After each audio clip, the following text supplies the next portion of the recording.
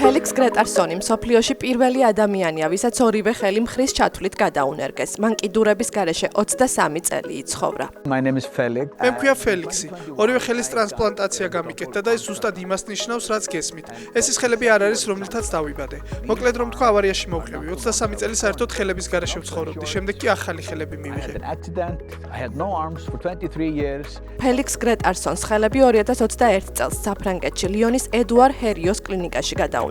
ოპერაციიდან 5 წელი გავიდა. სარეაბილიტაციო პერიოდმა და მუდმივმა სამედიცინო დაკვირვებამ აჩვენა, რომ გადანერგილი კიდურები ორგანიზმმა მიიღო. ნერვული სისტემა იმდენად აღდგა, რომ პაციენტი კვლავ გრძნობს სიცხეს, სიცივესა და ტკივილს. Je crois qu'on peut dire qu'il y a une ჩვენ შეგვიძლია ვთქვათ, რომ არსებობს პერიოდი ფელიქსამდე და პერიოდი ფელიქსის შემდეგ. ეს ნიშნავს, რომ ამიერიდან თუ ვინმე მოვა ჩვენთან პროქსიმალური ამპუტაციით და გვეტყვის მინდა ხელის გადანერგვა, ჩვენ მას ოპერაციაზე უარს აღარ ვეტყვით. j'aimerais bien être greffé, on accepterait. ორგანიზმის მხრიდან ტრანსპლანტის უარყოფის რისკებისა და მედიკამენტების მძიმე გვერდითი ეფექტების გამო ფელიქსს უდიდესი ფსიქოლოგიური და ფიზიკური გამძლეობა დასჭირდა. მხოლოდ გასულ წელს მას დამატებით 4 ოპერაციის გადატანა მოუხდა. მათ შორის ფიზიკური დატვირთვისგან დაზიანებული ლავი წისძვლის აღსადგენად. Shower. Brush my teeth. შემიძლია შხაპის მიღება, კბილების გამოხიხვა და ჩაცმა, მაგრამ რაც მთავარია, შემიძლია გაზონის გაკრეჭა, ბაღში მუშაობა და სახლის შეღებვა. აღარ ვარ უსარგებლო. 144 წლიანი მშენებლობის შემდეგ ბარსელონას საგრადა ფამილია დასრულებულია. ტაძრის დასრულების თარიღი 2026 წლის 10 ივნისია, ანტონიო გაუდის გარდაცვალების ზუსტად 100 წლის თავი. საგრადა ფამილია სიმაღლეში 172 ნახევარი მეტრია, რაც იმას ნიშნავს, რომ ის მსოფლიოში ყველაზე მაღალი ეკლესიაა.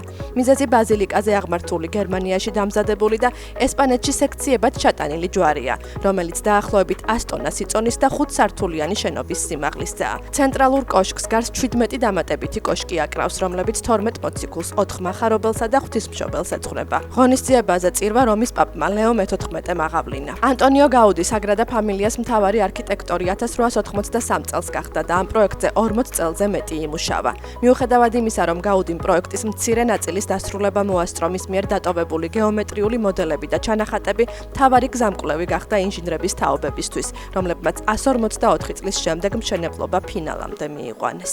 And it's an achievement of 5 ეს generations. 5 თაობის მიღწევა, ამაზე ზოგიერთი ოჯახის უკვე მე-4 თაობა შრომობდა.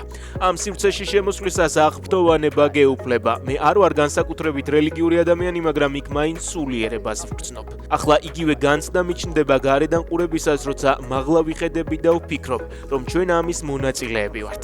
ჩვენი მცირე წვლილი შევიტანეთ ამ უდიდეს ნაგებობაში. NASA-მ ოფიციალურად დაასახელა ის 4 ასტრონავტი, რომელიც მთვარეზე დაბრუნების მისიას არტემის 3-ს შეასრულებს.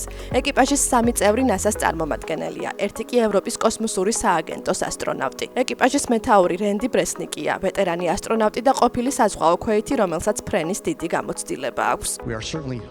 გვაქვს პატივი ვიყოთ თქვენი ეკიპაჟი, რომელიც კოსმოსში არტემის 3-ის მისიას ასრულებს და წარმოადგენს დამაკავშირებელ რგოლს ფენომენალურ არტემის 2-ის მისიას შორის, რომელიც 2 თვის წინ ჰქონდა და არტემის 4-ის მისიას შორის, რომელიც ჩვენს შემდეგ იქნება. ლუკა პარმიტანო გამოცდილი იტალიელი პილოტია ევროპის კოსმოსური სააგენტოდან, რომელსაც საერთაშორისო კოსმოსურ სადგურზე მუშაობისა და ღია კოსმოსში გასვლის მრავალწლიანი გამოცდილება აქვს. ფრენკ რუბიო მისიის სპეციალისტია, რეკორდსმენი ექიმი და პილოტი, რომელმაც ამერიკელებს შორის კოსმოსში ერთჯერადად ყველაზე დიდი დრო 370 დღეზე მეტი გაატარა. მისიის მეორე სპეციალისტი ანდრე დუგლასია, ინჟინერი, რომლისთვისაც ეს კოსმოსში პირველი ფრენა იქნება, ის აქამდე წინა მისიის არტემის 2-ის სარეზერვო წევრი იყო. არტემის 2-ის ეკიპაჟი მეგობარო, გადმოგცემთ ესტაფეტას, მართვის სადავები ახლა თქვენს ხელშია. არტემის 3-ის ეკიპაჟი უშუალოდ მთვარეზე არ დაეშვება. ფრენის მთავარი მიზანია ტექნოლოგიების გატესტვა და რისკების შემცირება იმ მომდევნო მისიისთვის, რომელიც 2028 წლისთვის უკვე მთვარის ზედაპირზე დაშვებას გეგმავს. ასტრონავტები დედამიწის დაბალ ორბიტაზე გაემგზავრებიან და რეალურ პირობებში შეამოწმებენ, თუ როგორ უნდა დაუკავშირდეს მათი ხომალდი ორიონი მთვარეზე დასაშვებ სპეციალურ მოდულებს. არტემის 3-ის ეკიპაჟს წარმატებულ ფრენას უსურვებთ მომავალ გზაზე. თქვენ ატარებთ წარსული თაობების კვლევის ცეცხლს, ამ სააგენტოს ნდობას და ამერის მხარდაჭერას. კალიფორნიაში მერლინ მონროს საკულტო თეთრ კაბაში გამოწყობილი 1027 ადამიანი შეიკრიბა. ღონისძიება სახელწოდებით მერლინი 100 ჰოლივუდის ლეგენდის მე-100 წლისთავს მიეძღვნა და მერლინის ფორმაში ჩაცმული ადამიანების ყველაზე მასშტაბური შეკრებისთვის გინესის მსოფლიო რეკორდი დაამყარა.